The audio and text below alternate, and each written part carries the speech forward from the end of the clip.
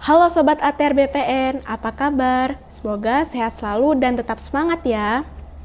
Kembali lagi di Ngopi, Ngobrol Psikologi bersama saya Fitria Retno Pratiwi yang akan menemani di episode Ngopi kali ini. Sobat ATR BPN, di episode Ngopi sebelumnya kita sudah membahas yang berkaitan dengan penilaian kompetensi. Nah, kali ini Ngopi akan membawakan sesuatu yang berbeda nih Sobat, yaitu podcast mengenai well-being series. Pada penasaran kan? Banyak hal yang telah berubah dalam dunia kerja saat ini, di mana persaingan semakin kompetitif termasuk di lingkungan pemerintah. Adanya tuntutan masyarakat terhadap ASN untuk mempermudah dan mempercepat pelayanan menyebabkan tingginya tekanan kerja bagi para ASN. Kondisi inilah yang mendasari pada akhirnya instansi pemerintah mulai memperhatikan kesejahteraan atau well-being para pegawainya. Untuk itu, kita akan mengupas bagaimana well-being bagi para ASN bersama narasumber kita hari ini, seorang asesor SDM aparatur muda. Beliau adalah Kak Nur Hafizah Esti Rahmawati, SPSI. Apa kabar Kak Esti? Halo Fitri, Alhamdulillah baik. Apa kabar Mbak Fitri? Alhamdulillah baik Kak. Terima kasih sudah meluangkan waktunya untuk podcast Ngopi kali ini. Sama-sama. Nah, seperti kondisi yang sudah saya gambarkan tadi, langsung aja nih Kak, apa sih well-being itu? Nah, well-being atau juga kita kenal dengan kesejahteraan psikologis secara sederhana berarti keadaan hidup yang baik. Tapi keadaan seperti apa sih yang bisa dikatakan baik itu? Nah, dalam konteks ini keadaan hidup yang baik bukan hanya diukur dari materi, tingkat pendapatan maupun juga fasilitas yang dimiliki, tetapi juga ada 6 kondisi nih, di mana yang pertama seseorang itu memiliki sikap positif terhadap diri sendiri, misalnya menghargai dan juga menerima kelebihan dan juga kekurangannya. Nah, yang kedua adalah sikap positif yang ditunjukkan dengan adanya hubungan yang positif, misalnya menunjukkan kehangatan gitu ya, kepercayaan dan kepedulian, juga empati. Yang ketiga, bisa membuat keputusan secara mandiri tanpa adanya tekanan dan campur tangan dari orang lain. Nah, serta juga tidak mudah tersinggung nih ketika ada orang lain yang menilai dirinya. Kemudian yang keempat, dapat memanfaatkan kesempatan yang ada serta mampu untuk memilih, menciptakan dan juga mengatur lingkungannya sesuai dengan kebutuhannya. Lalu yang kelima adalah memiliki tujuan dan juga target gitu ya, yang ingin dicapai dalam hidupnya. Lalu yang keenam, bisa membuat hidupnya lebih bermakna dengan mau mencoba hal-hal baru, menyadari potensi yang dia miliki untuk bisa mengembangkan dirinya gitu. Seperti itu. Jadi kira-kira saya well-being belum ya? Nah ini nih, bagaimana ya kita bisa mengetahui seseorang itu sudah well-being atau belum gitu ya. Nah sebenarnya tuh banyak teori nih yang menjelaskan tanda-tanda seberapa sih well-beingnya seseorang. Nah jika kita mengacu pada American Psychological Association atau APA, well-being ini ditandai dengan 5 hal ya. Yang pertama adalah adanya rasa bahagia dalam dirinya. Yang kedua, adanya kepuasan atau merasa cukup dengan apa yang dia miliki.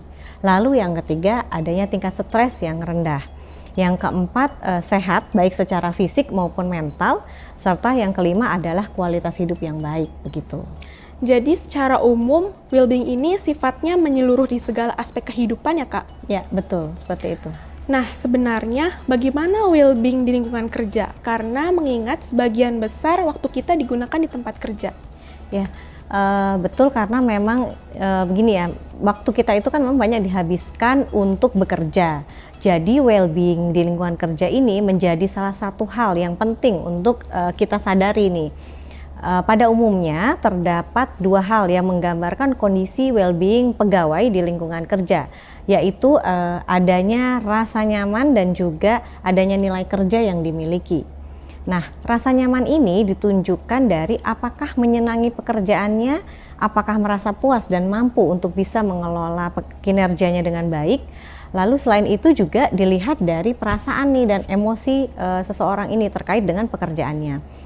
Nah, apakah tampak antusias gitu ya, kemudian semangat dan gembira pada saat melakukan suatu pekerjaan. Nah, Atau sebaliknya justru dia merasa takut gitu, merasa cemas gitu, marah gitu, dan lain-lain ya, respon yang seperti itu gitu mengenai pekerjaan yang dilakukannya gitu. Nah, kemudian yang kedua, well-being ini juga dapat tergambarkan dari nilai kerja seseorang ya. Nah, misalnya seperti tanggung jawab dalam menyelesaikan suatu pekerjaannya. Nah, bagaimana dia melakukan pekerjaan itu dengan sebaik-baiknya dan adanya kesadaran untuk memotivasi rekan kerjanya serta memiliki tujuan dalam bekerja. Bagaimana seseorang itu mau terlibat dalam membangun suatu komunitas di pekerjaannya gitu ya, serta menggunakan pengetahuan dan kemampuannya secara optimal. Jadi lingkungan kerja seperti apa sih Kak yang bisa mendukung well-being pegawai? Nah, beberapa kondisi dapat mendukung well-being pegawai. Di antaranya mungkin yang pertama adalah kondisi tempat kerja, meliputi ruang kerja dan juga budaya organisasi di tempatnya bekerja. Yang kedua, apakah ada atau tidaknya supervisi. Nah, berupa perlakuan baik, dukungan, pemberian bantuan nih ketika dibutuhkan, kemudian adanya umpan balik yang sesuai dan juga adanya penghargaan. Kemudian yang ketiga, ada atau tidaknya nih peluang untuk promosi.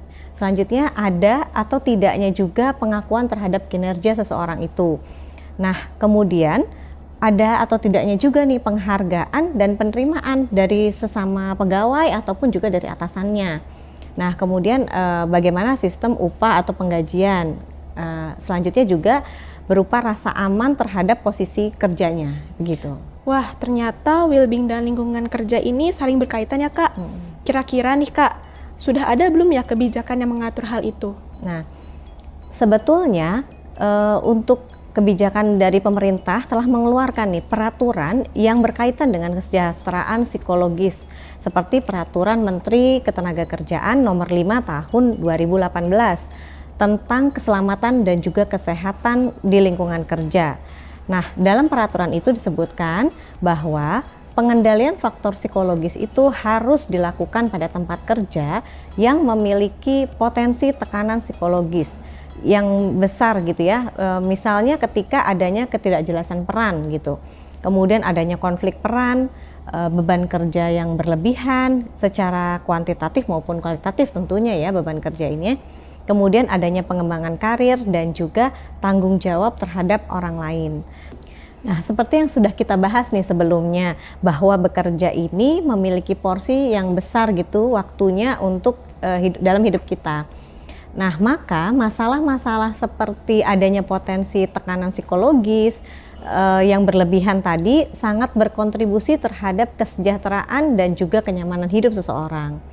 Nah, untuk itu kita perlu nih kelola dengan baik sehingga kita tetap well-being atau sejahtera secara psikologis gitu. Ya betul, aku setuju banget Kak.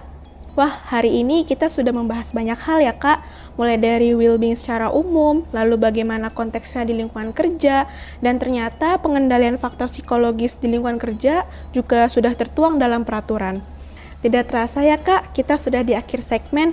Sepertinya kita perlu bahas lebih lanjut nih mengenai well-being.